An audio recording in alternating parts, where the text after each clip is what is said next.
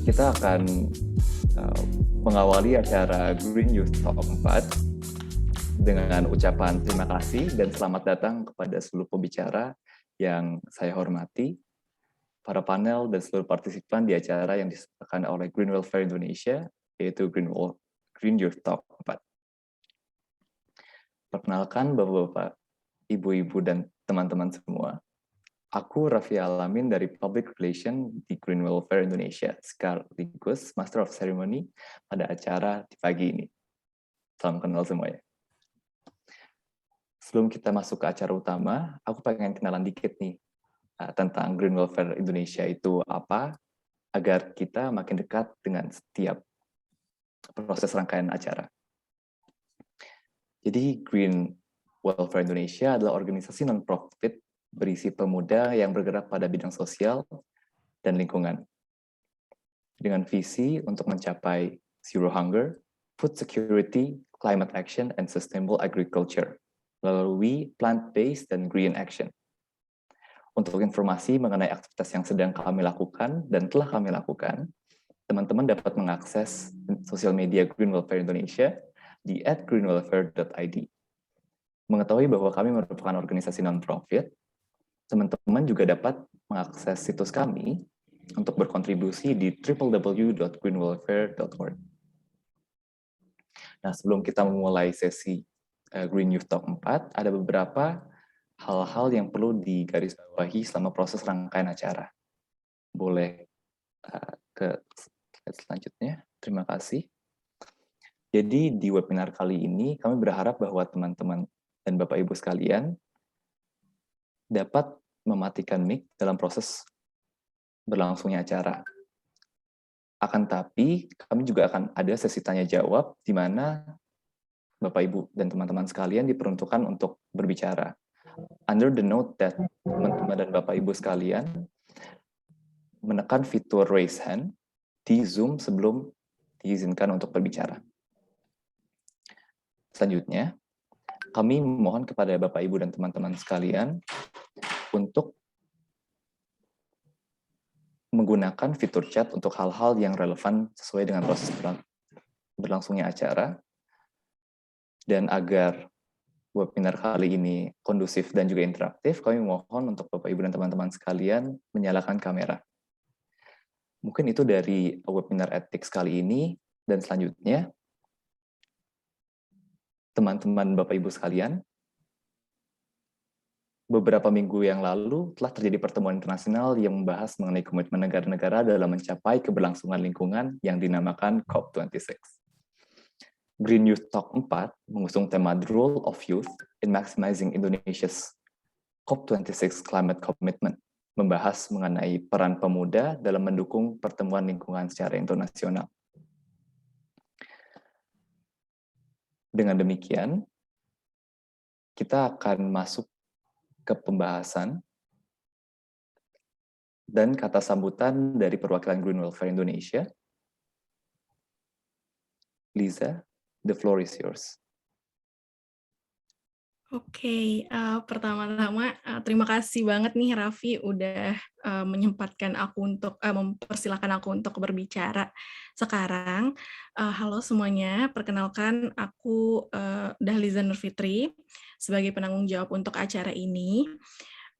Pada kesempatan hari ini aku mewakili Nala Amirah sebenarnya selaku co-founder kami yang kebetulan berhalangan hadir untuk menyampaikan kata sambutan di hari ini. Pertama-tama aku ingin mengucapkan terima kasih banyak untuk teman-teman semua, terutama para speakers, ada Ibu Dwi Irianti dari Kementerian Keuangan juga, dan juga untuk kakak-kakak aktivis lingkungan yang hari ini sudah bersedia hadir untuk mengisi acara kita pada pagi hari ini. Dan juga aku ingin mengucapkan terima kasih banyak juga nih untuk teman-teman audiens yang udah hadir tepat waktu, dan bahkan tadi udah ada yang join juga sebelum jam 10. Aku dan teman-teman Green Welfare benar-benar mengapresiasi kesediaan teman-teman semua yang sudah meluangkan waktu untuk hadir tepat waktu gitu ya di acara hari ini. Aku mungkin mau cerita sedikit aja nih tentang gimana akhirnya aku dan tim dan tim Green Welfare bisa tiba-tiba kepikiran gitu ya untuk membuat acara ini. Jadi tuh sebenarnya awalnya acara ini kan diinisiasi oleh teman-teman Green Welfare, khususnya di tim PR dan Event Managers, didasari dari keingintahuan kami tentang COP26 itu sendiri sebetulnya. Nah, buat aku pribadi, aku sendiri pun jujur tema ini adalah hal yang sangat-sangat baru buat aku, karena latar belakang aku juga bukan dari orang lingkungan gitu ya, terus juga lingkungan pertemanan aku dan juga lingkungan keluarga aku juga bisa dibilang cukup awam lah dengan isu-isu iklim dan apalagi komitmen-komitmen yang pernah diselenggarakan gitu ya oleh skala seluruh dunia, itu sangat-sangat baru buat aku.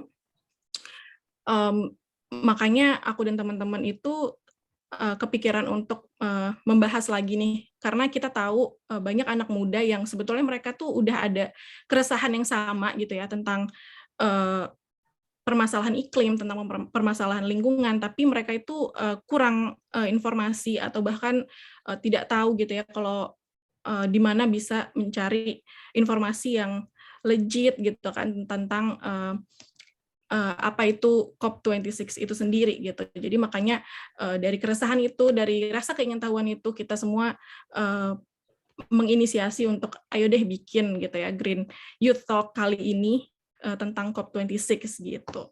Nah, kami juga, aku dan teman-teman Green Welfare yang lain juga berharap nantinya acara ini akan berlangsung dengan interaktif dari para audiens dan juga dari para panelis dan juga dari speakers kita juga, dan kita semua sama-sama bisa mendapat insight yang sangat bermanfaat dan tentunya menjawab keresahan-keresahan yang tadi aku sebutin, keresahan-keresahan anak muda terkait isu iklim dan apa yang dibahas dan apa yang dihasilkan pemerintah dari COP26 itu sendiri. Oke, sekian dari aku. Terima kasih. Aku kembalikan lagi ke Raffi. Oke, terima kasih banyak Liza untuk penyambutan kepada speaker, teman-teman panel, dan juga partisipan. Selanjutnya, teman-teman semua, berdasarkan rundown, kita akan langsung memasuki sesi speaker, yang sesi speaker beserta panel akan dimoderasi oleh teman saya, yaitu Kalista. And with that in mind, Kalista, the floor is yours. Baik, terima kasih Raffi. Selamat pagi semuanya, apa kabar semuanya? Saya harap semuanya kabarnya baik ya hari ini dan sehat semua. Perkenalkan, saya Kalista Dara dari Green Welfare Indonesia sebagai moderator Anda pada hari ini. Nah, saya sangat excited nih untuk ketemu sama speaker kita yang satu ini, yaitu Ibu Irianti Hainingdiah, SHMA, dari Kementerian Keuangan sebagai Direktur Pembiayaan Syariah. Selamat pagi Ibu Dwi. Pagi Mbak Kalista. Pagi semuanya. Bu. Pagi Bu. Baik, nah Ibu Dwi tadi sempat ngobrol-ngobrol nih kita sebelum acara, ternyata Ibu Dwi ini baru banget pulang dari Bali untuk melihat Green Sukuk di Bali ya Bu. Ya. Dan tadi kalau dari tanggapan Ibu sih sangat excited dan sangat bagus ya Bu katanya, jadi saya juga ikut penasaran nih. Nah kebetulan hari ini Ibu Dwi udah meluangkan waktunya nih buat ngasih tahu gimana sih peran Green Sukuk untuk mencapai NDCs dan target dari COP26 kepada kita semua. Kalau begitu, saya persilakan untuk Ibu Dwi Irianti. Waktu dan tempat saya persilakan ya, Bu. Oke, terima kasih Mbak Kalista. Mungkin 15 menit dikasih ke saya. Ceritanya panjang, mungkin saya singkat aja. Perkenalkan dulu nih, saya Dwi Irianti Hainingdiah, ini sekarang diamanatin sebagai Direktur Pembiayaan Syariah Kementerian Keuangan. Tugas dari saya di Kementerian Keuangan adalah menerbitkan satu instrumen untuk pembiayaan yang berbasis syariah yang kita namakan Sukuk. Nah, Sukuk kita ini sudah diterbitkan dari tahun 2008 sampai sekarang, itu diterbitkan di pasar global maupun di pasar domestik. Di totalnya kita udah lebih dari 1.900 triliun selama 13 tahun. Sejak tahun 2018, pemerintah menerbitkan yang namanya Green Sukuk. Kalian mungkin harusnya udah kenal ya instrumen ini, Green Sukuk ini. Nah, Green Suko ini adalah Green Suko yang pertama di dunia, dan pemerintah terus menerbitkan tahunnya. Sekarang yang di global market itu sudah 3,5 bio US dollars, di mana Green Suko ini bedanya dengan yang ini ya, konvensional atau yang kita namakan regular suko, itu 100% dari hasil penerbitan proceeds-nya itu digunakan untuk pembiayaan proyek-proyek yang ramah lingkungan atau kita sebut eligible green project. Eligible green project itu kemana aja nanti saya bisa tampilkan. Kemudian saat ini kita sudah mendapatkan penghargaan 14 khusus yang Green Suko ya, 14 penghargaan internasional. Kalau Suko secara keseluruhan kita sudah mendapatkan penghargaan 44 award internasional. Nah, ini menggambarkan bahwa Suko kita ini sudah sangat dikenal nih di dunia internasional. Tapi saya nggak yakin nih teman-teman anak milenial yang ada di sini sudah menjadi sahabat Suko. Jadi kalau kalian sudah berinvestasi di Suko, itu kita sebut sahabat Suko. Nah, kita pemerintah tidak berhenti untuk menerbitkan di global market, tapi kita juga menerbitkan namanya Green Retail Suko, di mana Green Retail Suko ini kita mengajak para investor individu di Indonesia, karena sebenarnya pemerintah menerbitkan retail Suko ini sudah sejak tahun 2009, yang saat ini kita sudah memiliki investor lebih dari 500.000 investor di seluruh Indonesia. Dan hampir 50%-nya itu adalah investor milenial. Nah, akhirnya kita coba menggandeng ya, kita mengkombinasikan antara instrumen di pasar keuangan dengan bagaimana kita mengajak masyarakat, terutama anak-anak milenial yang sudah bergeser kepada green lifestyle gitu ya, untuk lebih aware gitu. Mereka tidak hanya berinvestasi, investasi is one thing, that one is good gitu untuk kita masa depan kita. Tapi kalau otak kita bicara investasi, pasti selalu bicara bagaimana kita mendapatkan profit. Nah, sekarang kita mengajak nih para milenial, kita harus memikirkan masa depan kita mulai berinvestasi, tapi bagaimana kita bisa berinvestasi tapi memiliki impact investing. Ini kan luar biasa, impact investing. Nah, impact investing itu apa saja gitu. Kita bisa di bidang sosial, bisa di bidang lingkungan, bisa di bidang ekonomi. Nah, contohnya tadi Green Suko tadi. Nah, ini mungkin saya akan share, saya langsung kalau masalah lingkungan, masalah climate change, saya yakin kalian sudah sangat ini ya, sudah sangat familiar, sangat paham, sehingga nanti saya akan ke Green Suko-nya gitu.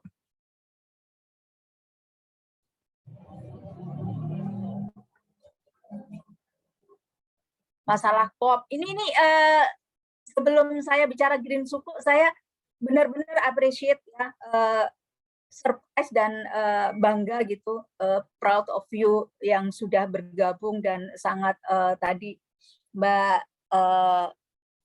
Dahlisa juga keren banget mau masuk ke pengen tahu mengenai COP26 gitu, yang jarang sebenarnya anak-anak muda masuk ke area lingkungan ini, apalagi nggak punya background itu. Ini suatu hal yang menggembirakan buat kami, terutama yang dari pemerintah ini ya, melihat seperti itu.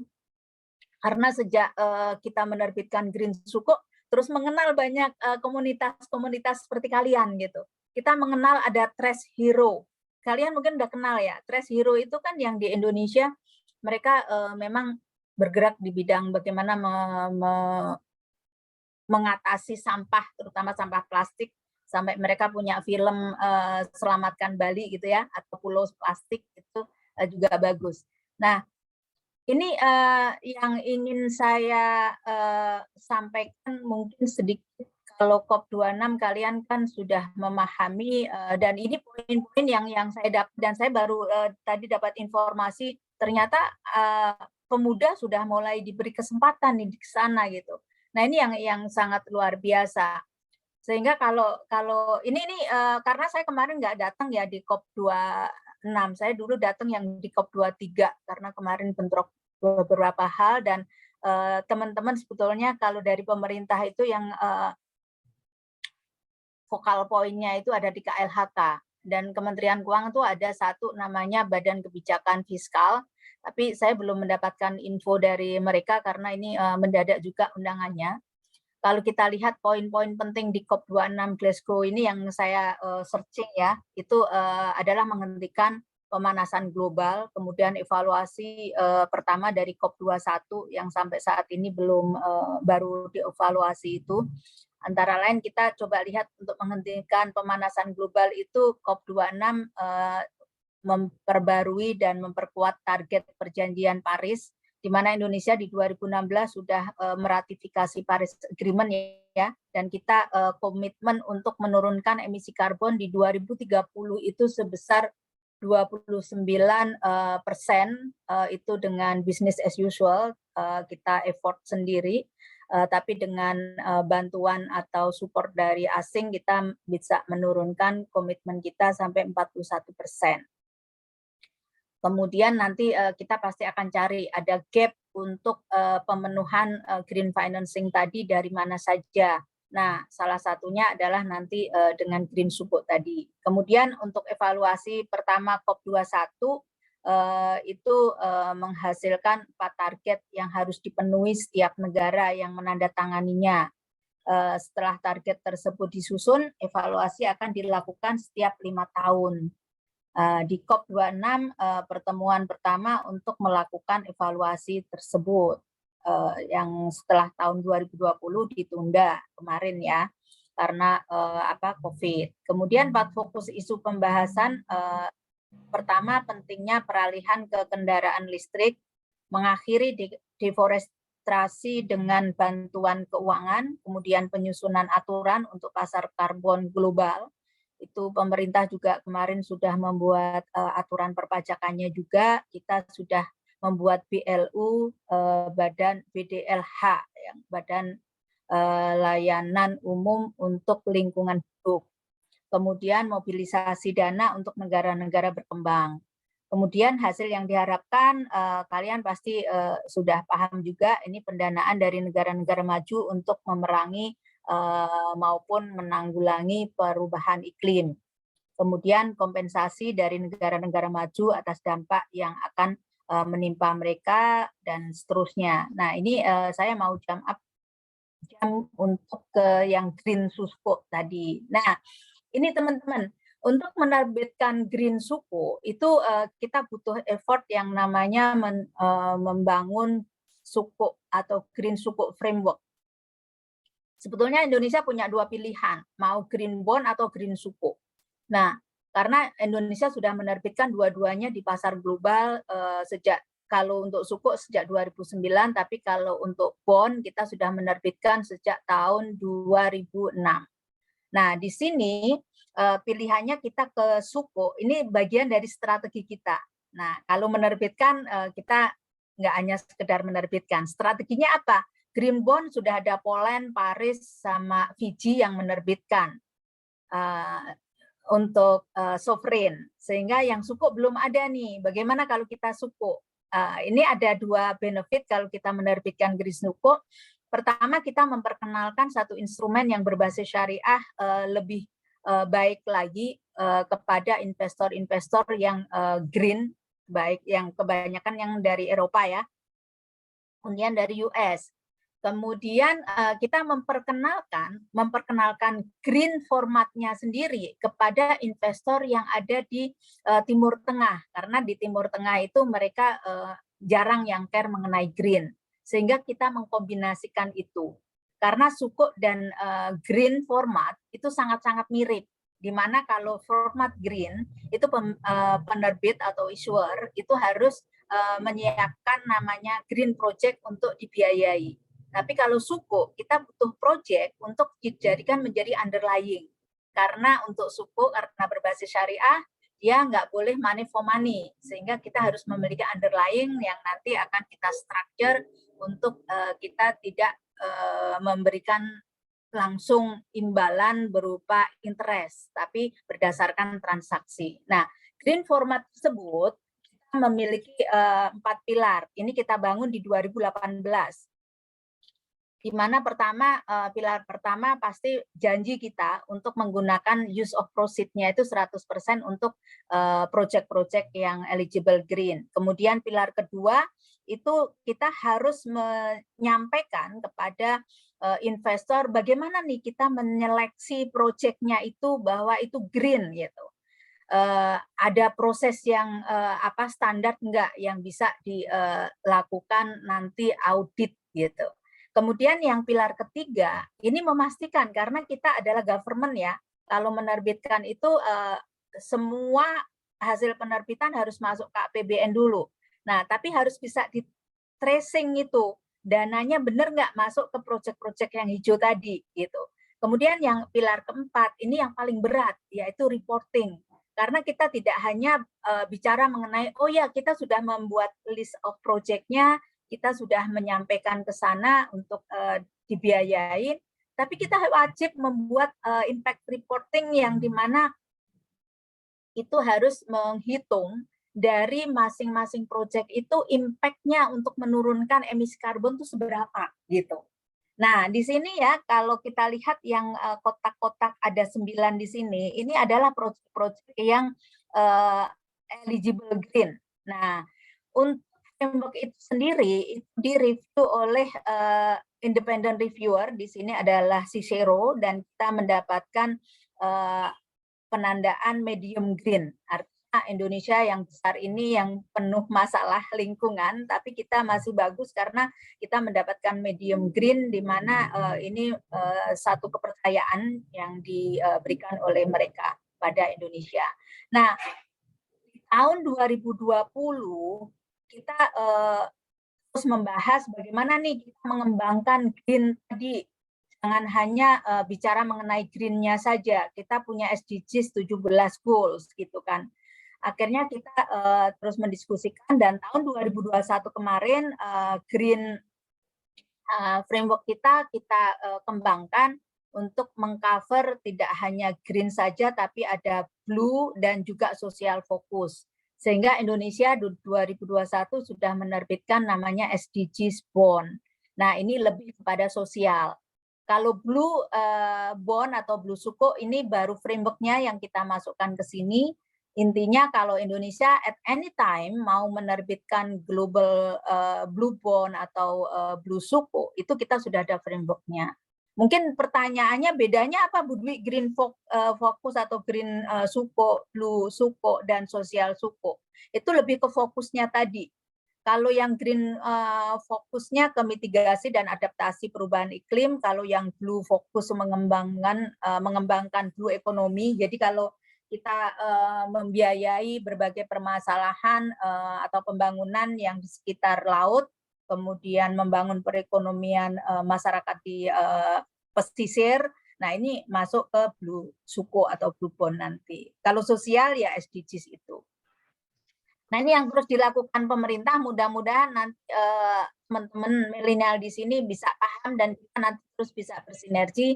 Gimana nih peran muda ini bisa terintegrasi dengan program pemerintah sehingga nanti kita bukan silo-silo, karena kalian nanti akan memegang tampuk kepemimpinan masa depan, sehingga harus tahu nih fondasi yang sudah ditanamkan oleh pemerintah. Nah, untuk penerbitan Green Suko sendiri tadi sudah sepintas saya sampaikan, dengan penerbitan Green Suko kita bisa mendapatkan green investor itu di 2018 sebanyak sekitar 29% dari total investor atau total penerbitan. Kemudian kita terus secara kontinu, secara reguler kita menerbitkan Green Suko 2019, 2020 kita naik menjadi 34%. Terakhir 2021 kita mendapatkan 57% untuk green investornya. Nah, terus kita kembangkan yang di domestik, ini kalian mesti masuk nih untuk investasi di Green Suko kita yang melalui retail Green Suko. Kemarin baru saja kita close di tanggal 17 November. Kita menawarkan selama 17 hari dan kita mendapatkan 5 triliun. Itu pun karena kita batasi. Kalau nggak kita batasi itu besar sekali minatnya. Nah ini yang luar biasa. Nah ini next kita akan tunjukkan tadi yang oleh-oleh saya dari Bali yang tadi malam baru pulang. Kemarin itu kita di sana membiayai, ini tulisannya kurang clear ya, ada tulisan Suko di sini. Kemudian di proyeknya adalah ini proyek adalah dinamakan Tukat Mati, ini untuk pengendalian banjir di daerah Badung, Bali. Dengan pengendalian banjir di sini, ada at least 5 wilayah, terutama wilayah wisata. Di sana ada Legian, Seminyak, itu sekarang sudah nggak banjir. Dulu sebelum kita bangun ini, mereka selalu berlangganan banjir. Sekarang kita bayangin, kalau daerah wisata kemudian banjir, apalagi kalau musim hujan itu biasanya akhir tahun ya. Kalau akhir tahun itu kan banyak liburan tuh. Liburan suasana banjir pasti nggak nyaman dan pasti mereka nggak mau gitu. Nah dengan pengendalian ini dibiayain dengan Suko nih ya, dibiayain dengan Suko, dengan Green Suko. Kalian kalau ke Bali harus mampir ke sini. Dampaknya itu salah satunya itu. Kemudian di sekeliling ini kanan kiri ini ada hutan mangrove. Di mana tahu kita hutan mangrove ini akan menyerap CO2. Ini di ujung sebelah sini, kalau di ujung ini Tukat Mati Hilir namanya. Nanti kalian kalau ke sana harus ada tengah, ada hulu, ada hilir. Ini yang hilir. Di ujung sini ini tol laut yang dimana kalian tahu kalau pesawat mau mendarat, landing itu selalu melewatin sini. Jadi kalau kita berdiri di sini menghadap ke sana, itu kalau pesawat mendarat kayak mau tenggelam di hutan mangrove sini. Dan kalian tahu pesawat itu membawa penumpang, membawa manusia ke sini untuk tentunya akan memberikan, kalau asing kan memberikan devisa di sini untuk menumbuhkan pertumbuhan ekonomi di sini. Tapi dampak negatifnya apa? Pesawat itu kan mengeluarkan karbon dioksida, tapi diserap di sini, gitu. Sehingga apa? Ini yang kita bangun, walaupun mungkin kelihatannya kita sangat-sangat sederhana, kita bangun sebanyak 319 miliar waktu itu biayanya selama 3 tahun, tapi dampaknya luar biasa. Di mana kita mempersilahkan manusia datang ke sini, wisatawan datang ke sini melalui memakai pesawat di sini, tapi serap di sini. Kita bisa menyerap CO2-nya.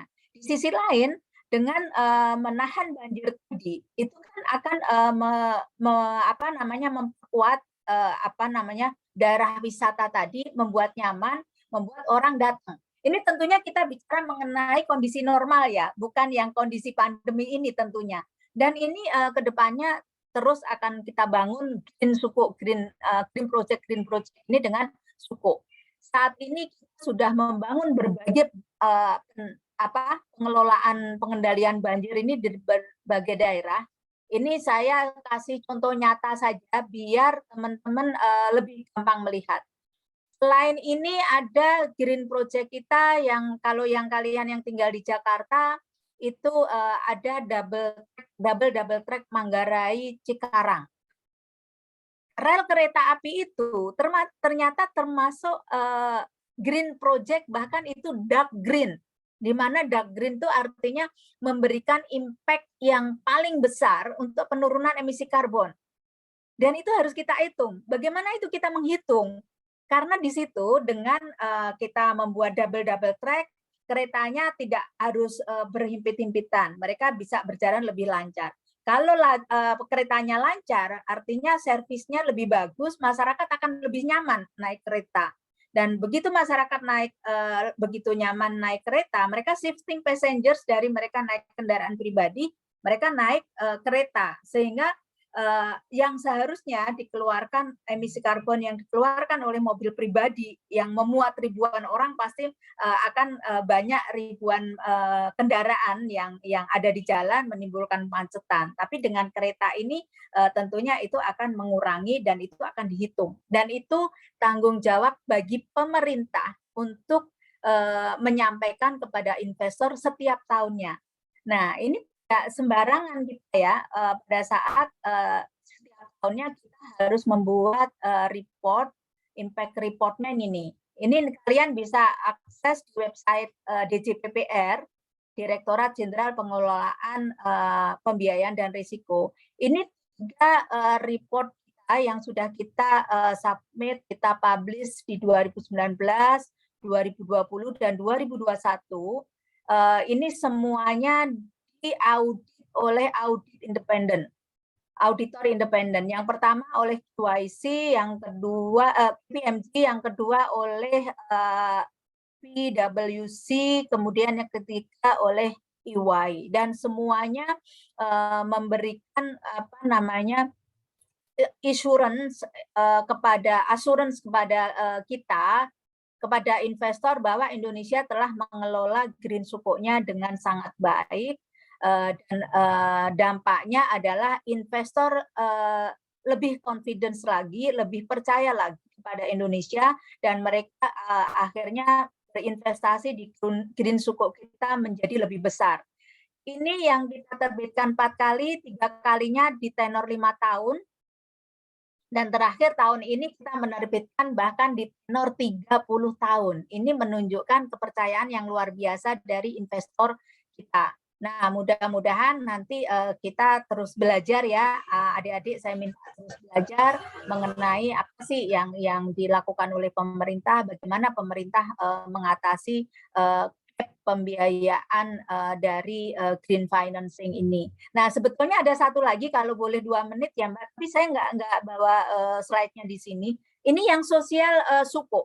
Sosial suku kita menerbitkan namanya cash wakaf link suku. Karena saya ngelihat dari background-nya kalian ya, komunitas kalian, itu cash wakaf link suku itu kita terbitkan secara retail juga, masyarakat juga beli, tapi investor itu menjadi wakif atau menjadi pewakaf, sehingga imbalan atau kuponnya itu tidak mereka terima, tapi nanti dikelola oleh namanya nazir. Nazir itu pengelola wakaf, kemudian langsung disalurkan kepada program-program sosial, termasuk anak yatim, termasuk untuk beasiswa, kemudian untuk UMKM. UMKM-nya ini termasuk pertanian dan peternakan. Nah, ini tertarik saya kemarin baca punya kalian untuk background-nya. Nah, ini mungkin nanti ke depannya kita bisa berkolaborasi dan bersinergi untuk mencapai goal kalian dan juga tentunya goal-nya pemerintah. Kita bisa bersinergi bersama-sama untuk negeri. Mungkin itu Mbak dari saya kembalikan kepada moderator. Terima kasih, kurang lebihnya mohon maaf. Bila taufik wal hidayah. Wassalamualaikum warahmatullahi wabarakatuh. Waalaikumsalam warahmatullahi wabarakatuh. Wah, sangat insightful nih Bu hari ini. Sebelumnya saya juga belum pernah nih Bu tahu tentang green sukuk, tapi penjelasan Ibu sangat membuka mata ya Bu ya. Baik, terima kasih banyak Ibu Dwi. Mungkin kalau bisa saya simpulkan dan saya komentari sedikit, mungkin green sukuk ini adalah tools yang sangat baik untuk economic growth, tapi bukan hanya economic growth aja, tapi juga mempertimbangkan entah itu aspek sosial dan aspek lingkungan. Dan kayaknya kalau misalnya melihat tren dari anak muda yang sekarang mungkin lebih paham dan lebih mau tahu nih Bu tentang lingkungan dan sosial, green sukuk ini minatnya juga ternyata terbukti banyak ya Bu ya dengan dari muda. Iya, sangat. Oh iya, satu lagi Mbak. Iya, jadi boleh, untuk menarik nih teman-teman, untuk investasi di green sukuk ini sangat-sangat mudah dan terjangkau karena kita membuat platform online seperti kalian belanja online, dan itu minimal investasi hanya 1 juta dan tenornya hanya 2 tahun, dan imbalannya sangat-sangat menarik karena lebih besar dari rata-rata deposito, kemudian pajaknya hanya 10%. Tapi di luar itu semuanya kalian pastinya akan menjadi bangga karena menjadi bagian untuk penyelamat bumi gitu. Baik, wah saya tertarik banget nih Bu setelah Ibu kayak modalnya ternyata tidak begitu besar ya, bisa ditabung dulu mungkin. Untuk kan tahun ini juga udah tutup ya Bu tadi 17 November, mungkin untuk tahun depan bisa lah teman-teman kita nabung segitu banyak ya. Terima kasih banyak nih Ibu Dwi, mungkin abis ini saya yakin banyak yang akan Google nih tentang Green Sukuk. Baik, kalau begitu terima kasih Bu Dwi, saya akan move on ke acara kami berikutnya ya Bu ya. Terima kasih Bu, baik. Oke teman-teman, kalau begitu saya yakin nih teman-teman semua banyak yang masih mau tanya atau mau tahu tentang Green Sukuk, mungkin bisa di-follow untuk sosial medianya Ibu Dwi dan bisa di-Google untuk kelanjutannya ya. Mungkin bisa di-follow juga nih untuk Instagram Green Lover, siapa tahu nanti kita akan punya acara dengan Green Sukuk ini. Baik, kalau gitu saya akan lanjut ke sesi berikutnya. Yang kita tunggu-tunggu, saya yakin, dan saya yakin juga teman-teman pasti udah penasaran nih kakak-kakak di sini, siapa aja nih kok banyak banget nih. Nah, selanjutnya kita akan masuk ke panel discussion, dan saya nggak akan sendiri, saya akan ditemani oleh Kak Ginanjar Arya Suta dari Badan Eksekutif Mahasiswa Universitas Indonesia 2021 di Sosial dan Politik, kemudian juga ada Kak Naifah Uzlah dari Fossil Free Universitas Indonesia, kemudian ada Kak Mustika Indah Khairani, Kanina ya, selamat pagi Kanina. Kemudian ada Kak Ananda Muhammad Akbar, keduanya adalah delegasi Green Leadership Indonesia untuk COP26 kemarin, dan ada juga Kak Steven Setiawan, delegasi Youth Free COP Indonesia. Selamat pagi kakak semua. Pagi. Baik, mungkin sebelum kita masuk ke pertanyaan nih, boleh nggak nih kakak memperkenalkan dirinya dulu? Mungkin aku mulai dari Kak Anjar, silahkan Kak. Oke, halo teman-teman semua, halo teman-teman panelis juga. Perkenalkan, nama aku Ginanjar, bisa dipanggil Anjar. Aku dari BEM UI. Sekarang aku juga masih berkuliah di Fakultas MIPA, jurusan Matematika, angkatan 2017. Salam kenal semua. Salam kenal Kak Anjar. Terima kasih banyak udah menyempatkan waktunya Kak hari ini. Kemudian mungkin aku boleh minta waktunya Kak Naifah untuk perkenalkan diri. Oke, halo teman-teman semua, selamat pagi. Thank you untuk opportunity-nya. Nama aku Naifah Uzlah, selaku koordinator dari Fossil Free UI. Kalau teman-teman belum pernah dengar Fossil Free, it's basically a community untuk menginisiasi transisi energi dan dimulai dari tingkat kampus. Dan selain itu, aku juga masih kuliah di UI di jurusan Hubungan Internasional. Salam kenal semua. Salam kenal Kak Naifah. Oke, wah keren banget nih, akan aku tanya-tanya ya Kak tentang Fossil Free habis ini.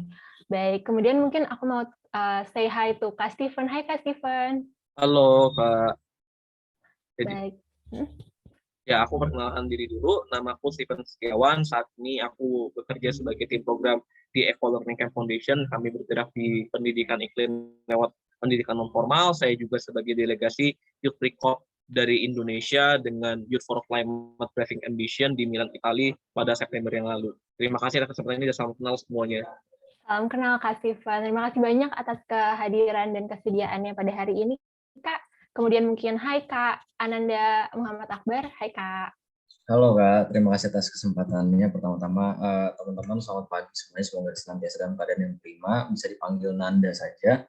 Dan saya masih mahasiswa jurusan Hubungan Internasional juga di Universitas Paramadina, selain sebagai salah satu peserta Green Leadership Indonesia yang didelegasikan ke COP26 kemarin. Terima kasih semua. Baik, terima kasih Kak Nanda ya berarti. Oke, kemudian last but not least nih, hai Kak Nina. Apa kabar nih Kak hari ini? Halo, baik. Alhamdulillah. Salam kenal semuanya. Jadi aku sama Nanda, sama-sama dari program Green Leadership Indonesia. Mungkin sedikit ngasih tahu dikit tentang GLI ini adalah sebuah program pendidikan yang tujuannya adalah menciptakan pemimpin-pemimpin dari berbagai sektor di seluruh Indonesia yang memiliki perspektif keadilan sosial dan ekologi. Gitu. Dan ya aku dan Nanda kemarin kebetulan mendapatkan kesempatan untuk datang langsung ke Glasgow untuk menghadiri runtutan acara di COP26. Salam kenal semuanya. Salam kenal Kak Nina. Baik, wah sangat interesting dan inspiring banget ya teman-teman pembicara kita hari ini. Oke, sekarang aku akan masuk ke sesi pertanyaan pertama nih. Mungkin pertanyaan aku yang pertama mau aku tanya ke kakak-kakak yang delegasi dari COP26 nih untuk Kanina dan Kananda. Aku boleh tahu nggak Kak? Aku yakin teman-teman di sini juga penasaran nih. Sebenarnya kontribusinya kakak dan kontribusi mungkin dari organisasi kakak atau mungkin aktivis muda Indonesia in general di COP26 itu seperti apa sih Kak? Mungkin bisa dijawab oleh Kananda dulu Kak. Baik, terima kasih atas pertanyaannya. Sebagai pembuka, kalau misalnya dari konteksnya sebagai organisasi atau Green Leadership Indonesia, kami ditugaskan pertama-tama misi besar adalah menyuarakan bahwa ini loh ternyata ada komitmen-komitmen yang sudah dibuat atau bahkan bukan sebuah komitmen lagi, sebuah kontribusi yang dibuat oleh pemuda atau pemudi Indonesia, generasi muda dalam artiannya untuk berkontribusi dalam permasalahan krisis iklim. Dan kalau misalnya teman-teman pengen lebih tahu lanjut, karena ini kan waktunya sangat singkat, teman-teman bisa mengakses di YouTube Green Leadership Indonesia secara spesifik pembahasannya adalah Green Innovation Week. Jadi di situ kami secara total itu ada 120 orang dari Green Leaders Indonesia yang memutuskan komitmennya atau kontribusinya dalam bentuk personal maupun kolektif.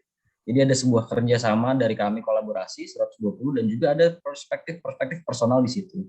Masing-masing akan dimonitor, kemudian sama konsepnya seperti COP, ada evaluasi juga di kami yang ada 6 bulan sekali. Jadi nanti kami akan menyelenggarakan program yang sudah kami buat di masing-masing lingkungannya ataupun masing-masing targetnya.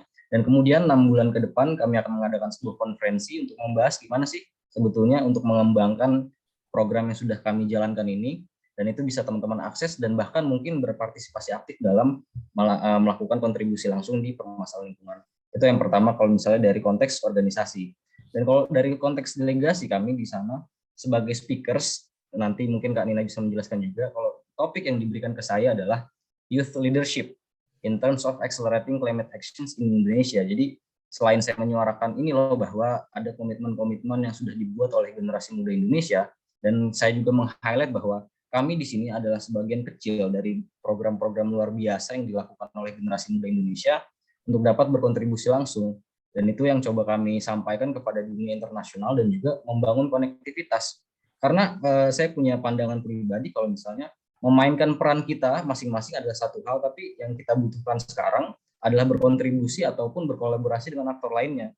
Karena permasalahan iklim ini bukan sebuah permasalahan personal yang bisa diselesaikan secara pribadi gitu. Tapi butuh kerjasama luar biasa antar stakeholder untuk dapat menanggulanginya. Itu sih kalau dari saya Kak, sebagai pembuka. Baik, kalau Kanina mungkin ada yang mau ditambahkan Kak? Ya, mungkin nambahin dikit kali ya dari poin-poinnya Nanda tadi yang dipaparkan dengan baik. Soal networking itu kan selain jadi pembicara, kita juga punya tugas utama networking dengan grup, terutama grup-grup youth lain ya, membangun solidaritas antar kelompok pemuda yang udah hadir di sana. Gimana cara kita mengamplify suara kita sebagai pemuda yang seharusnya menjadi stakeholder atau utama dalam aneka ragam action untuk menanggulangi krisis iklim, terus membangun jaringan dari situ yang semoga bisa konsisten ya sampai ke depannya, biar gerakan youth ini nggak cuma menjadi youth washing semata atau sebagai ya itu ya hal-hal yang diagung-agungkan, jadi tokenistik aja, youth jadi garda terdepan, tapi kenyataannya di belakang tidak ada aksi dari stakeholder lain untuk memasukkan pemuda ke dalam ya decision making mereka. Nah itu poin yang lainnya. Terus kedua adalah ya mungkin yang paling penting self reflection sebenarnya. Jadi kita melihat ke sana kan, ketika kita melihat langsung di Glasgow di COP26 itu kan kita melihat ya, secara nyata gimana sih sebenarnya kondisi real dinamika internasional yang terjadi dalam konteks krisis iklim ini. Nah, dan kita melihat sendiri, dan selama ini apa sih topik-topik yang menjadi hot topic di sana, itu harus dianalisa. Terus bagaimana ya kita secara strategis bisa menempatkan posisi youth ke dalam tadi topik-topik yang sedang dibahas ini. Jadi benar-benar sebenarnya networking, tapi juga menganalisa gerakan ke depannya biar lebih baik gitu kan. COP selanjutnya itu gimana sih biar ya youth delegate bisa secara strategis punya taktik, punya strategi untuk menyuarakan atau memasukkan agenda kita gitu. Baik, wah jawabannya sangat menarik nih, aku nggak sabar buat dig into the COP26 output dan gimana sih berjalannya. Tapi aku tadi sangat excited nih on something Kak Nanda said, yaitu kalau climate change, the war on climate change itu bukan personal problem. We need everyone, we need every stakeholder, we need every part of society dan community untuk take part di the fight against climate change. Mungkin dari sini aku mau segue nih ke Kak Naifah, mungkin mau tanya sebenarnya menurut kakak gimana nih atas statement ini, gimana kontribusi bukan hanya pemerintah berarti ya, bukan hanya COP delegates mungkin, tapi juga aktivis Indonesia dan aktivis muda, dan kakak berarti aktivis kampus ya kak berarti, dan juga bagaimana organisasi fossil free di UI itu take place tuh yang kakak lakukan tuh seperti apa? Mungkin Kak Naifah silahkan. Oke, thank you so much. Tadi sebenarnya apresiasi juga karena udah disebutin tadi ya tentang permasalahan tokenism gitu. Jadi emang sebenarnya permasalahan utama yang aku lihat dari konferensi-konferensi dan juga kegiatan tentang iklim ini adalah partisipasi pemuda itu cenderung cuma dijadiin ya token aja gitu, kayak oke, as long as we have youth representatives here udah cukup. Padahal kayak kita kan butuh lebih dari itu ya. Kita butuh ya emang suara kita tuh nggak cuma didengar, tapi memang dipertimbangkan untuk kebijakannya dan hasil dari keputusannya nanti. Nah, jadi kalau misalkan dari tingkat kampus aja nih, sebenarnya kita tuh bisa untuk mencoba menyuarakan aspirasi kita dan berpartisipasi juga ya melalui kampanye-kampanye tingkat kampus atau mungkin bahkan tingkat nasional, kolaborasi dengan organisasi-organisasi lain. Tapi memang output-nya itu nanti sangat bergantung dengan gimana pemerintah atau stakeholders lainnya ini menanggapi dari aspirasi kita itu sih. Jadi memang we can try as much as we want untuk bisa berpartisipasi untuk menyuarakan aspirasi, tapi memang output ini sangat bergantung pada tadi itu dampak atau tanggapan dari stakeholders-nya. Nah mungkin kalau aku boleh ambil satu contoh ya, kalau misalkan kita lihat dari output dari COP26 itu sendiri, yaitu Glasgow Climate Pact, itu memang cenderung masih high level gitu. Mostly tentang hal-hal yang berkaitannya tuh memang sangat dengan negara, dengan bisnis, tapi nggak banyak yang langsung berdampaknya tuh ke kita sebagai masyarakat dan pemuda. Misalnya kalau teman-teman tahu ada loss and damage atau kerusakan dan kerugian gitu, ini kan sebenarnya mengalami itu kita kan sebagai masyarakat. Tapi justru solusinya itu dalam bentuk dialog yang ditawarkan oleh Glasgow Climate Pact ini. Cuman dalam bentuk ya konferensi lagi gitu antar pemimpin negara. Jadi memang nggak terlalu besar dampaknya ke kita. So we have to be persistent untuk terus menyuarakan aspirasi itu sampai bisa didengar dan memang dipertimbangkan dan dijadikan suatu kebijakan gitu. I think that's for me. Baik, thank you Kak Naifah atas tanggapannya, super interesting ya. Mungkin aku personally sangat agree nih Kak, kalau misalkan kita sebagai warga juga merasakan dampak langsung dari COP26. Oke, kalau gitu mungkin aku langsung tanya aja nih pertanyaan yang kita semua, aku yakin pengen tahu. Kalau misalkan, kalau menurut mungkin Kak Anjar kali ya, bagaimana nih Kak pendapat kakak tentang output dari COP26? Oke, terima kasih atas kesempatannya. Kalau misalkan dari saya, outputnya itu secara garis besar itu kan sebenarnya kita bisa lihat ya dari riset yang dilakukan oleh berbagai ilmuwan, contohnya Climate Action Tracker. Itu tuh jelas komitmen dari negara-negara keseluruhannya itu masih pada track 2,4 derajat Celcius. Padahal kita semua tahu tujuan dari COP itu untuk menahan laju pemanasan global kurang dari 1,5 derajat Celcius. Tapi nyatanya komitmennya itu masih di track 2,4. Itu baru komitmen, tapi kebijakan aktualnya itu bahkan masih pada track 2,7 derajat Celcius. Itu di luar ya. Itu secara holistiknya. Belum kalau misalkan secara spesifik kita membahas misalkan bagaimana pendanaan dari negara-negara kaya ke negara berkembang itu belum dibahas, kegagalan mereka untuk mendeliver 100 miliar dolar per tahun di climate finance juga cuma di knowledge doang kan, cuma diakui tapi belum dibahas dilanjut, bahkan dilempar gitu, cenderung dilempar tanggung jawabnya ke COP27 di Mesir. Contohnya yang seperti itu. Atau misalkan walaupun misalkan ada progres ya, ada progres juga misalkan yang terkait net zero itu nanti di 2022 bakal didorong negara-negara untuk memperbarui komitmen NDC, memperbarui net zero dan lain sebagainya. Itu sebenarnya soal progres ada.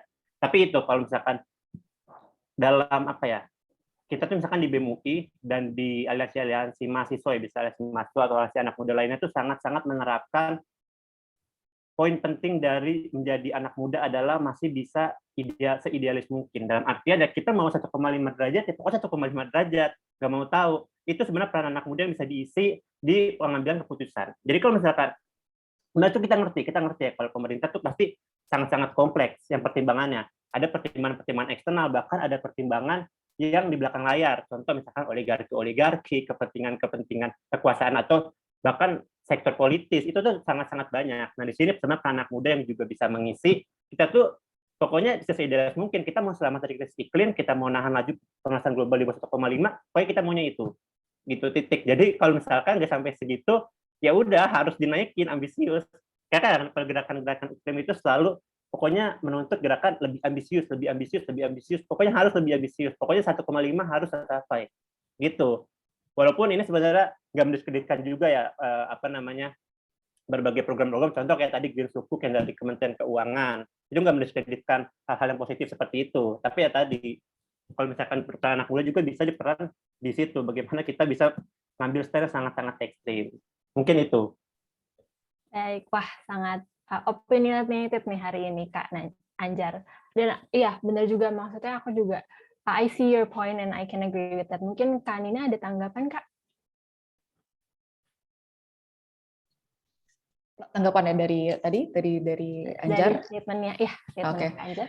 Ya, aku sebenarnya beberapa poin yang tadi kunut ya dari poinnya Anjar adalah tentang ya kita sebagai pemuda tuh bisa idealis ya, 1,5 ya 1,5. Dan itu mungkin poin yang pengen aku sampaikan adalah sebenarnya kalau misalnya kita lihat di COP26 banyak yang namanya time lag. Time lag itu ketika apa yang kita suarakan saat ini itu justru terjadi berpuluh-puluh tahun kemudian. Dan tadi Naifah ya juga ngomongin tentang loss and damage kan. Loss and damage adalah salah satu bentuk time lag dari dulu tuh aktivis-aktivis sudah menyuarakan ini berpuluh-puluh tahun lalu tentang loss and damage, tapi hasilnya baru kita lihat sekarang kayak 20-30 tahun kemudian.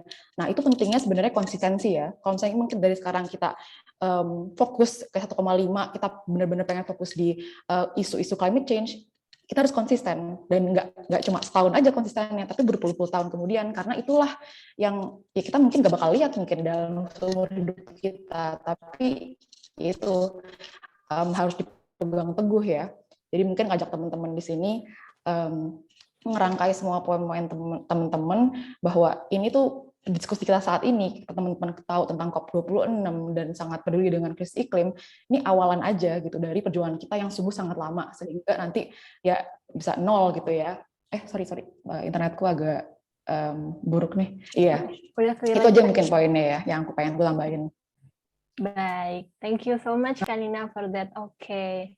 Nah, mungkin aku segue sebentar nih ke Kak Steven mungkin. Hai Kak Steven, aku mau tanya nih Kak. Kalau tadi kan setahu aku Kak Steven ini di pre-COP 26 ya Kak, delegate-nya Anda. Dan setahu aku juga pre-COP 26 dan COP 26 ini punya fokusan yang berbeda, benar nggak Kak Steven? Iya, betul sekali. Jadi kalau kita bicara pre-COP 26 itu dibagi menjadi dua, yaitu pre-COP 26 for Youth atau dengan nama Youth for Climate Driving Ambition, di mana saya beserta dengan satu perwakilan Indonesia lainnya menjadi perwakilan. Kami dipilih 2 dari setiap negara memperhatikan gender balance, dan juga ada pre-COP untuk menteri-menteri lingkungan hidup yang ada di dunia, di mana pre-COP 26 ini tujuannya adalah untuk mengetahui seperti stance dari setiap negara mengenai COP26 yang akan datang. Waktu itu saya juga bertemu secara langsung dengan Ibu Laksmi Dewantari selaku perwakilan delegasi Indonesia untuk pre-COP 26, di mana kalau untuk youth dan untuk yang para menteri juga memiliki fokus yang beda, di mana untuk yang youth kami ini diminta untuk membuat rekomendasi atau rekomendasi yang didengarkan oleh para menteri yang mengikuti pre-COP 26 di Milan, Italia, di mana fokus bahasan kami itu ada 4 topik, yaitu Youth Driving Ambition, kemudian ada yang kedua Sustainable Recovery, yang ketiga ada mengenai non-state actors engagement, dan yang keempat adalah mengenai climate conscious society, di mana 4 subtopik itu memang berbeda dibandingkan 4 subtopik yang ada di COP. Saya kurang hafal, tapi yang ingin kami sampaikan di sini adalah kami memberikan rekomendasi kami kepada menteri-menteri yang akan ikut pre-COP dan COP, dan beberapa dari kami yang ikut pre-COP pun ada yang hadir di COP juga, di mana di hari Youth, kan di COP itu ada hari-hari tertentu, ada yang hari temanya Youth. Kami yang dari Youth for Climate Traffic Emission juga diberikan kesempatan menyampaikan dokumen manifesto kami sebanyak 44 halaman mengenai 4 topik tersebut. Baik, terima kasih. Wah, aku sendiri belum familiar nih Kak tadi dengan pre-COP. Terima kasih udah dijelaskan. Nah, mungkin aku juga mau tanya, kenapa nih Kak 4 poin subtopik dari pre-COP dan 4 poin subtopik COP itu berbeda? Kenapa? Apakah kenapa nggak sama? Dan tadi kan kalau misalkan yang Kakak jelasin, pre-COP 26 ini buat rekomendasi terhadap stance-stance negara dan melihat stance-stance setiap negara ya. Tapi kalau misalkan di pre-COP dan COP-nya aja bahasannya berbeda, gimana biar bahasannya tetap konsisten gitu Kak? Atau apa benang merah dari pre-COP dan COP26 Kak? Oke, jadi kalau misalnya saya melihat itu kan COP, oke ya, kita coba lihat bahwa COP26 agenda itu kan terdiri juga atas 4 poin, di mana 4 poin ini sebenarnya dia itu lebih luas lagi, seperti ada sebentar agenda. Ya, dia ada COP26 for agenda, di mana bagaimana benang merahnya itu terdapat di topik-topik yang misalnya kita sifatnya kan ada adaptasi dan mitigasi perubahan iklim, di mana benang merahnya itu nggak bisa secara langsung, tapi harus dikaitkan satu tahap lebih lanjut, karena kan COP26 itu kita membahasnya itu mengenai kebijakan-kebijakan yang secara langsung berdampak, sedangkan kalau pengamatan saya pribadi di pre-COP26 itu adalah topik-topik di mana pemuda itu bisa sebagai pemeran utamanya gitu. Yang ini juga saya sebenarnya cukup menyayangkan kenapa dibedakan gitu ya. Karena sebaiknya seharusnya itu sama, itu akan jauh lebih baik sehingga kita bahannya bisa jauh lebih sinkron. Kalau saya melihatnya sih adalah bagaimana youth ini juga kita belum secara inklusif dilibatkan secara penuh, potensi penuh kita di COP. Karena kalau misalnya kita cek Glasgow Climate Pact, saya kan iseng tuh ya, dokumen 11 halaman. Coba kita cek ada berapa kata youth disebutkan. Teman-teman tahu hanya berapa kata youth disebutkan? Hanya 3 kali. Cek sendiri nanti. Hanya 3 kali kata youth disebutkan. Dan kata education itu sama sekali nggak ada. Adanya hanya capacity building. Dan ini yang kami sayangkan. Perbedaan bahasa itu sangat berpengaruh kepada kebijakan apa yang akan dilaksanakan di kemudian hari, dan ini juga sebenarnya menjadi concern dari kami yang ikut pre-COP dan COP. Oke, wah berarti ini circle back to what Kak Naifa said earlier ya Kak, tentang youth sebagai tokenism dan bagaimana ini tergambar di output dari COP26 tersebut. Nah, aku juga mau bertanya nih buat kakak-kakak delegates. Aku sempat baca di berita katanya kakak-kakak youth delegates ini bahkan nggak beserta di konferensi COP26 tersebut. Hal ini apakah benar Kak? Mungkin Kak Nanda mau menjawab? Izin untuk konfirmasi sebelumnya Kak, maksudnya itu tidak diikutsertakan dalam proses negosiasi, apakah betul? Ya, betul. Jadi seperti ini, saya sedikit menggambarkan kalau misalnya badge, ada perbedaan badge yang akan diterima oleh setiap delegasi. Pertama itu badge official bagi representasi dari sebuah negara dalam artian negosiator, itu akan party tulisannya. Party dalam artian Conference of the Parties kan dari namanya. Dan yang kami dapatkan adalah party overflow. Jadi ada sedikit perbedaan di situ, dan kalau misalnya kami kemarin dapat insight dari teman-teman, terutama kemarin kan kita fokusnya adalah konektivitas. Dan kami kemarin sempat ngobrol banyak dengan delegasi dari Meksiko, ada 2 orang sama seperti kami. Dan mereka menjelaskan ada sesuatu yang sedikit berbeda pendekatannya, dalam artian pembedaan batch ini seharusnya pada COP sebelumnya atau COP 25 itu tidak mempengaruhi aksesibilitas dari party overflow maupun partinya. Jadi seharusnya party overflow, pemegang badge party overflow dapat mengakses secara langsung ruang negosiasi dan bahkan mendampingi negosiator-negosiator yang ada di ruangan tersebut. Namun perbedaannya, kami sedikit menjelaskan atau mungkin memberikan informasi dan klarifikasi, pemberhentian aksesibilitas tersebut dikarenakan adanya dalam tanda kutip permasalahan COVID, adanya pembatasan orang yang masuk dalam sebuah ruangan itu seberapa banyak, itu yang pertama. Dan yang kedua, memang ada beberapa bahasan yang mungkin dalam artian pembedaannya adalah pembahasannya internal bagi teman-teman delegasi atau negosiator, dan ada memang yang bisa kita masuki bukan masuk ke ruangan negosiator, tetapi masuk ke ruangan observatory.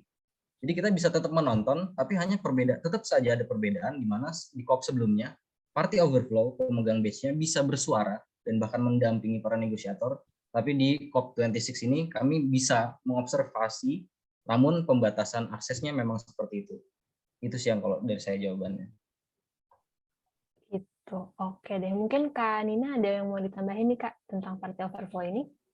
Oh ya, mungkin nge-simplify tadi ya, yang Nanda udah jelaskan dengan baik, itu istilahnya di COP26 ini kita nggak bisa bernegosiasi langsung, tapi kita bisa nobar. Jadi ada ruangan-ruangan khusus yang emang dibuka gitu ya. Nanti orang-orang ini menegosiasi, ya kita nonton aja gitu, mengamati apa sih sebenarnya yang dinegosiasikan di dalam. Itu aja yang akses yang diberikan kepada kami kemarin soal negosiasi. Oke deh, kalau gitu clear. Mungkin pertanyaan terakhir sebelum kita masuk Q&A dari floor, aku mau tanya mungkin buat delegate lagi nih, kira-kira apa sih Kak changes atau fact atau perjanjian yang Kakak paling pesimis dan Kakak paling optimis dari COP26? Mungkin dari Kananda dulu Kak. Oke, baik. Terima kasih sebelumnya. Saya juga sempat riset mengenai Glasgow Climate Pact gitu kan. Dan ada beberapa catatan yang saya di sini catat. Yang pertama poin nomor 6. Kalau saya simplify, meningkatkan bentuk-bentuk aksi dan support antar aktor. Poin nomor 7, mendukung komitmen nasional masing-masing aktor dalam negara.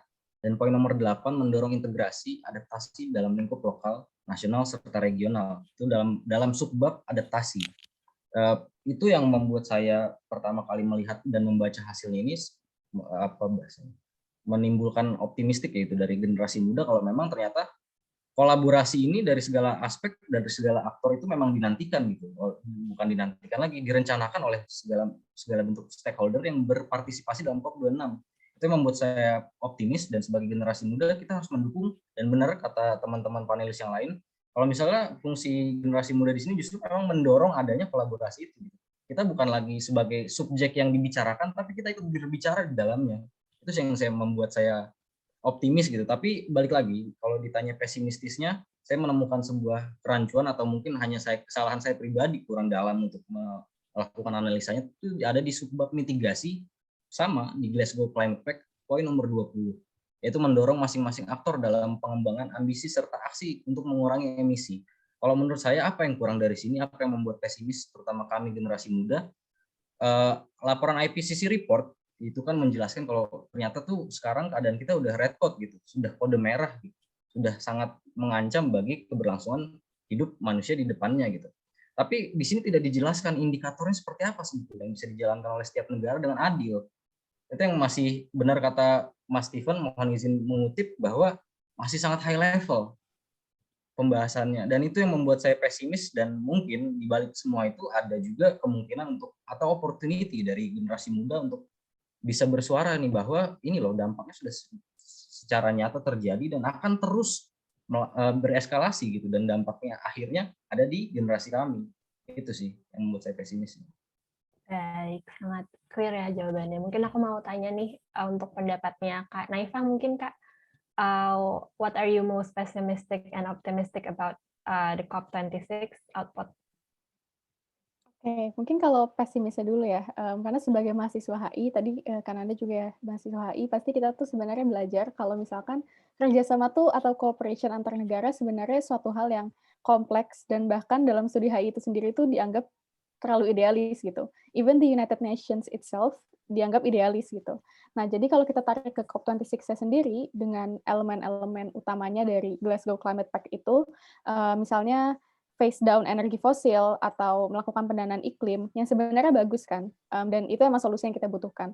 Tapi ini sangat bisa dimanipulasi atau tidak diterapkan dengan efektif dengan baik secara maksimal oleh negara-negara karena belum ada tindakan yang memang konkretnya gitu. Mungkin tadi aku mau nge-quote juga Anjar, kita butuhnya tuh bukan komitmen aja, bukan cuman words on paper aja, tapi memang tindakan konkretnya gitu.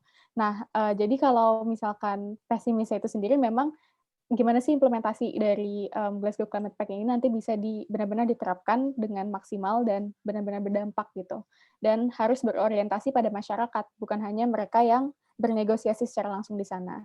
Itu untuk pesimisnya. Tapi untuk optimisnya mungkin tadi ada hal-hal yang perlu diapresiasi juga sih dari hasil COP26 ini, yang mana Glasgow Climate Pact itu menjadi perjanjian iklim pertama yang memang secara langsung, secara eksplisit menyebutkan tentang mereduksi emisi karbon melalui penggunaan fossil fuel. Jadi ini suatu breakthrough ya menurut aku, karena sebelumnya perjanjian iklim itu selalu kayak mensensor gitu kata-kata fossil fuels, karena memang banyak kan negosiator di sana tuh yang memang mungkin disponsori atau ada ya pengaruh-pengaruh dari industri tersebut gitu. Nah di sini memang bisa salah satu hal yang menurut aku this is a start for a more concrete implementation, more concrete solutions, terutama tentang pengurangan penggunaan fossil fuel itu. Karena mungkin kalau teman-teman ada yang belum tahu, penggunaan fossil fuel itu memang salah satu kontributor terbesar dalam emisi karbon yang menyebabkan perubahan iklim. Mungkin kayak gitu dari aku. Oke, clear. Thank you Kak Naifah, sekaligus menutup sesi panelis kita hari ini, dan kita akan move on ke sesi Q&A. Kebetulan aku lihat nih di Zoom chat udah banyak banget yang nanya, bukan hanya ke panelis, tapi juga ke Ibu Dwi. Terima kasih Ibu Dwi udah dibantu jawab ya Bu di chatnya. Oke, kalau gitu aku akan mulai untuk Q&A session yang pertama. Kak Tutup Cahyono bertanya nih, sebentar. Oke, apa solusi konkret di level grassroots yang bisa segera dijalankan anak muda Indonesia dalam menghadapi jalan buntu komitmen banyak negara di COP26? Mungkin aku mau tanya ke Kak Anjar kali ya buat pertanyaan ini. Gimana Kak Anjar menurut Kakak? Oke, kalau di akar rumput ya, kalau dari aku itu bagaimana kita mengorganisir komunitas-komunitas lokal. Kayak contohnya kalau misalkan di BEM itu banyak program-program pengabdian masyarakat dan community development ya. Nah, di sini kita prinsipnya itu dari mengorganisir adalah bagaimana kita bisa memberdayakan membuat masyarakat tersebut berdaya untuk membela dirinya sendiri. Contoh bisa itu gini, biasanya itu banyak gerakan-gerakan anak muda atau mahasiswa yang masih fokus di advokasi. Jadi sangat-sangat sangat-sangat cuma modal heroik, maksudnya wah ini kayak membela rakyat, terus kita advokasikan, kita bersuara atas nama rakyat, terus kita cuma ngomong begini, tapi rakyatnya nggak diajak ngobrol, atau misalkan rakyatnya rakyat diajak ngobrol, tapi kita yang cuma meneruskan, tapi kita nggak membangun elemen-elemen itu sendiri. Yang itu kan sebenarnya poin penting dari kenapa kita diberikan pendidikan tinggi adalah untuk pada akhirnya bisa mengontribusikan pendidikan tinggi itu ke masyarakat. Angka kuliah kita masih 9%, kita tuh baru 9% bagian dari masyarakat yang mendapat pendidikan tinggi. Jadi kalau misalkan di akar rumput itu bagaimana kita mengorganisir masyarakat yang masih perlu untuk bantuan. Kita mengorganisir agar mereka berdaya, agar mereka bisa membela dirinya sendiri, agar mereka bisa bersuara atas dirinya sendiri, nggak perlu diwakilkan lagi suara-suaranya. Kayak gitu. Baik, jadi langkah konkretnya untuk ikut organisasi yang bukan hanya untuk advokasi, tapi juga berdialog dengan masyarakat yang diadvokasikan. Ya, maaf, bukan. Maksudnya mengorganisir, bukan ikut organisasi. Mengorganisir, ya. Oke, thank you Kak Anjar atas jawaban dan penjelasannya. Oke, kalau gitu mungkin aku mau tanya ke Kak Steven nih Kak, untuk pertanyaan yang sama mungkin Kak. Gimana nih? Oke, jadi kalau saya mengkategorikan gerakan lingkungan itu ada advokasi, ada edukasi, dan ada aksi langsung turun ke masyarakat, di mana di advokasi itu adalah kita mengenai mengubah sistem. Karena kita mungkin sulit mengubah sistem. Saya akan ngomong dulu dua yang lainnya, edukasi dan mengenai aksi langsung.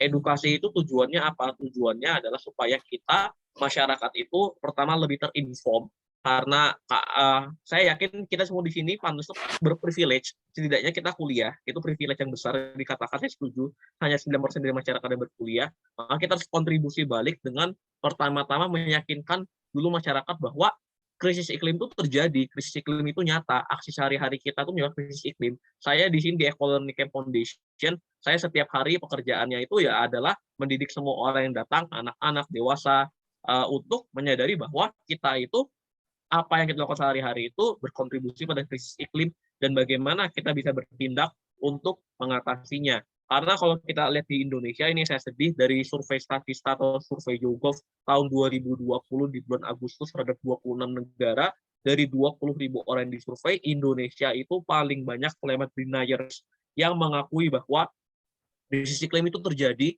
tapi bukan manusia penyebab utamanya. Itu adalah fakta yang sangat sedih, dan makanya saya itu gerakannya itu terutama adalah di edukasi. Di aksi langsung masyarakat, kita berbicara mitigasi dan adaptasi. Mitigasi artinya kita mencegah lebih banyak emisi karbon ke udara.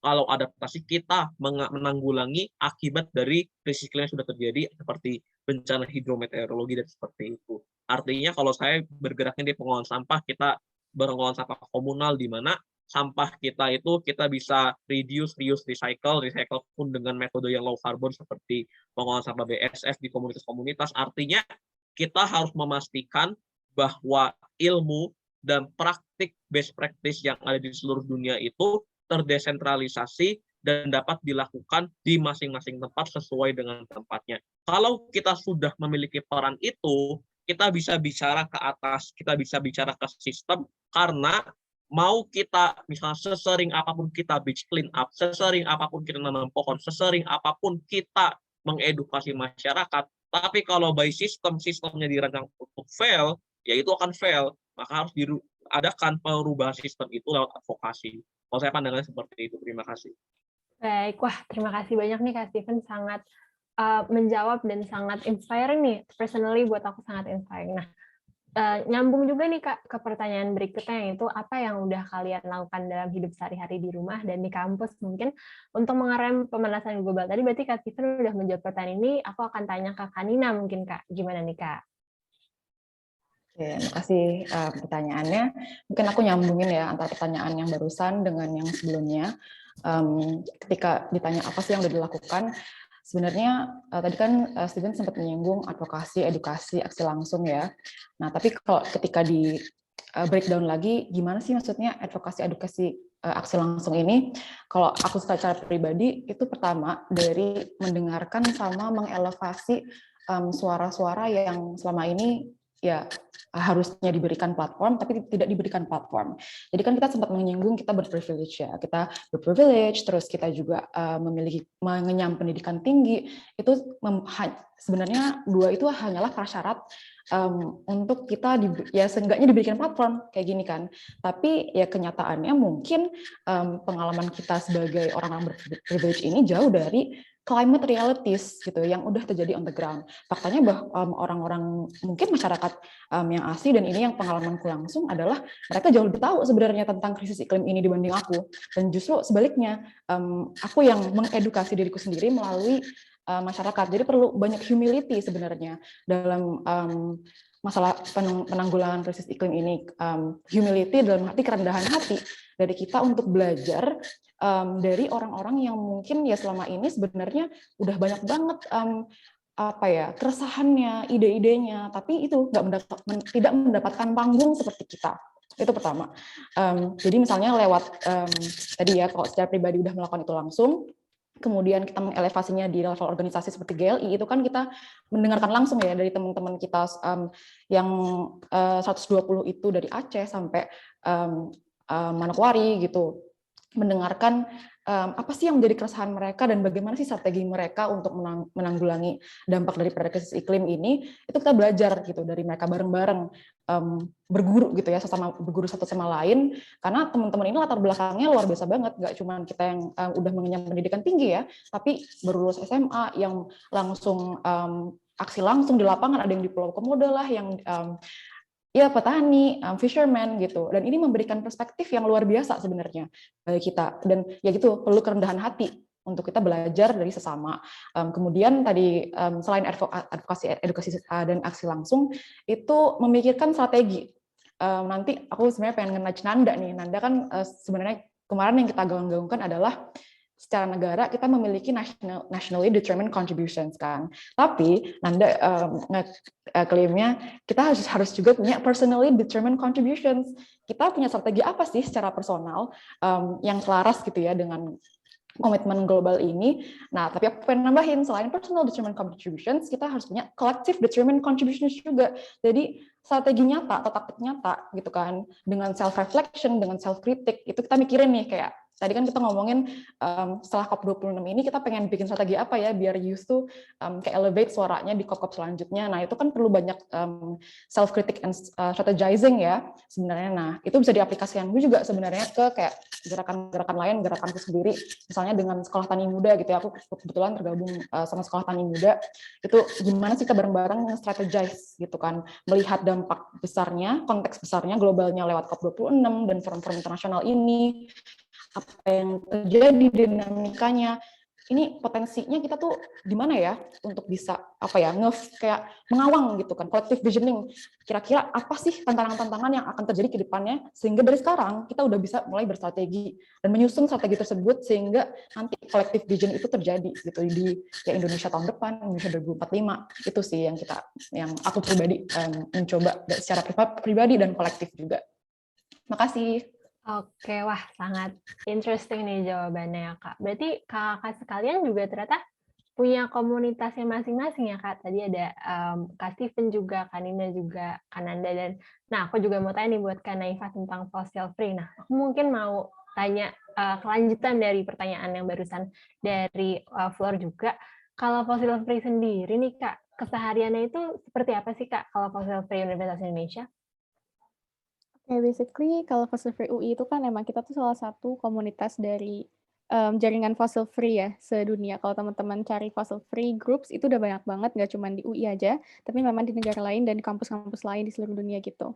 Nah, jadi mungkin aku sebutinnya nggak cuma di UI aja ya, jadi emang fossil free in general, kita tuh emang kan gerakannya untuk menginisiasi transisi energi gitu. And how do we do it? Memang melalui kampanye-kampanye tentang isu-isu yang berkaitan dengan transisi energi ini, dengan energi terbarukan, dengan keadilan iklim dan lain-lainnya. Dan selain mengadvokasikan tentang itu, kalau misalkan tadi ditarik ke pertanyaan tentang apa sih yang udah kita lakukan dalam kehidupan sehari-hari, tentunya memang harus menerapkan sustainable lifestyle juga ya. Jadi memang menghimbau gitu sih ke teman-teman, kayak kalau misalkan dalam kehidupan sehari-hari juga kita harus walk the talk, jangan cuman ngomong aja gitu, tapi actually implement what we're advocating for. Misalnya memilih untuk naik transportasi publik, kayak gitu yang simple-simple, mengurangi emisi karbon pribadi kita, dan juga udah banyak banget kan sebenarnya sekarang organisasi atau startup yang menyediakan kalkulator untuk emisi karbon gitu, yang mana kita bisa mengukur emisi karbon kita dan akhirnya mungkin mempertimbangkan gimana sih caranya untuk mengurangi dampak kita tersebut terhadap perubahan iklim gitu. Dan juga selain itu kita juga sebenarnya I'm a firm believer of having to both have sustainable lifestyle tapi juga structural change ya. Karena kalau misalkan kita doang nih sebagai masyarakat yang emang berubah, seberapa besar pun perubahan tersebut, seberapa banyak orang yang ikut untuk berubah, tapi kalau misalkan memang struktur dan sistemnya itu nggak mendukung, tetap aja gitu, nggak akan bisa membuat perubahan yang lebih signifikan lagi. Jadi memang by having sustainable lifestyle, kita juga tetap harus menyuarakan tadi isu-isunya gitu, dan terus mendorong ke stakeholders yang memang in charge dan punya power untuk mengubah sistem tersebut, kayak gitu. Oke, wah jawaban yang sangat ini ya, sangat relatable nih buat kita semua. Bukan cuma advokasi, tapi juga ada tadi ada sustainable lifestyle yang kita sendiri harus terapkan. Kayaknya ini inline juga nih sama PDC-nya Kananda tadi, bukan cuma nationally determined contribution, tapi juga personal ya Kak. Boleh diceritain nggak tuh Kak Nanda mungkin? Oke, sebetulnya itu kayak jadi vokal point saya ketika harus approach kepada delegasi-delegasi youth lainnya untuk memperkenalkan bagaimana sih untuk mensimplify gitu komitmen-komitmen yang luar biasa banyak dari generasi muda Indonesia. Apa sih yang kita mau perbuat, dan saya membuat sebuah analisa sendiri gitu, personalnya hanya personal saya gitu, dan saya sebarkan bahwa ketika berbicara soal kontribusi apa yang sudah kita buat, kita di GLI terutama 120 orang ini, dan bisa diakses kebetulan kan di YouTube-nya, kita punya personal determined contribution. Kita ini punya loh target masing-masing, program masing-masing yang akan dijalankan secara sustainable. Itu yang saya coba sampaikan dengan simplify perjalanan atau proses dari program yang harus kami buat. Itu pertama.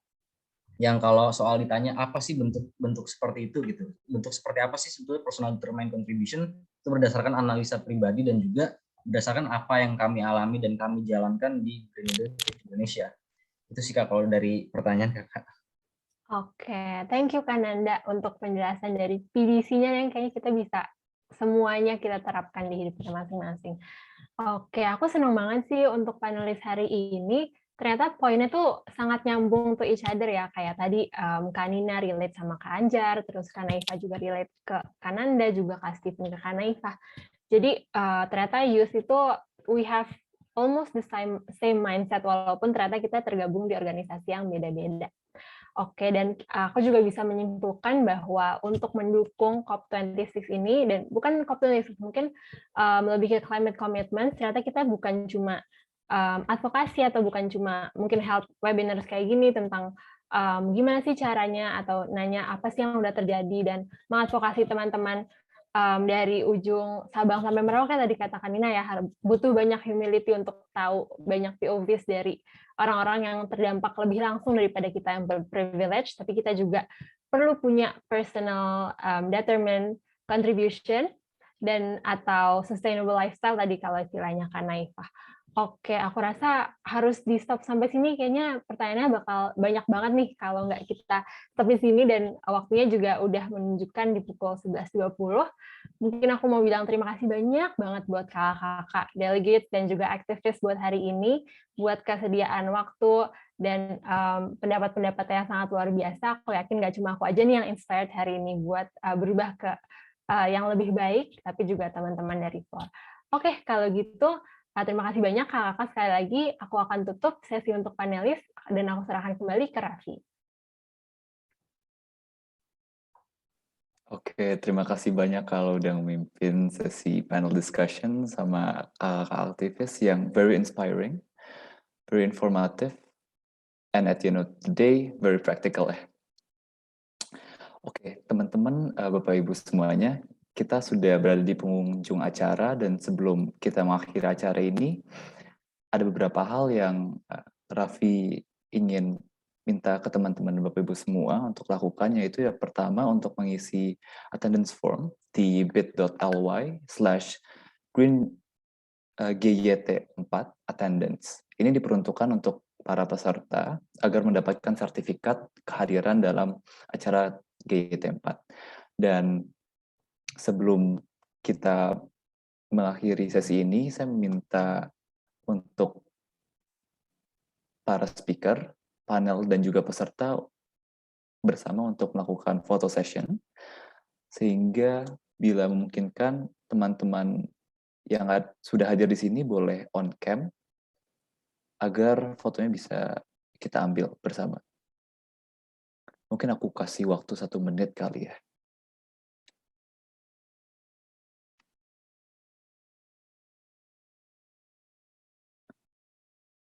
Sama teman-teman GWF kalau bisa juga tolong open cam. Thank you. Oh, perihal presensi nanti akan dikabarkan. Jadi buat teman-teman GWF yang megang presensi, tolong dibuka formnya biar teman-teman lain bisa mengisi. Oke, untuk foto session dipimpin sama teman saya Rara. Jadi Rara, dipersilahkan. Oke, terima kasih Farel. Terkait presensi udah bisa diisi ya, teman-teman. Terima kasih. Saya akan foto in the count of 3. 1, 2, 3. Oke. One more. 1, 2, 3. And one more. 1, 2, 3. Okay, great. Thank you, Raffi and everyone. Oke, thank you semuanya. Once again, aku mau berterima kasih kepada pihak speaker dan panel, karena jarang ya buat aku ketemu satu diskusi yang pada akhirnya itu berfokus kepada apa yang kita bisa lakukan sebagai individu, sebagai satu komunitas, dan sebagai dari pihak government. Dan one take personally dari aku, dari sesi ini adalah dengan inisiatif yang baik, bersama dengan momentum dan waktu pelaksanaan yang tepat, kita bisa menerapkan eksekusi climate yang berjalan sesuai dengan tujuan yang kita inginkan. Jadi semoga ke depannya ketika memang kita sudah berada dan menyelesaikan perjalanan masing-masing, entah itu edukasi, pekerjaan, dan lain-lain, kita bisa melihat bahwa Indonesia merupakan salah satu negara yang memang menjunjung tinggi Green Initiative along with the Green Transition yang sudah disepakati beberapa tahun lalu.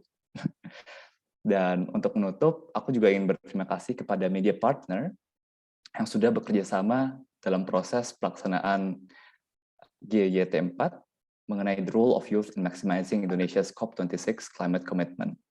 Mungkin sekian dari saya, Raffi Alamin, dan saya pamit undur diri. Terima kasih banyak.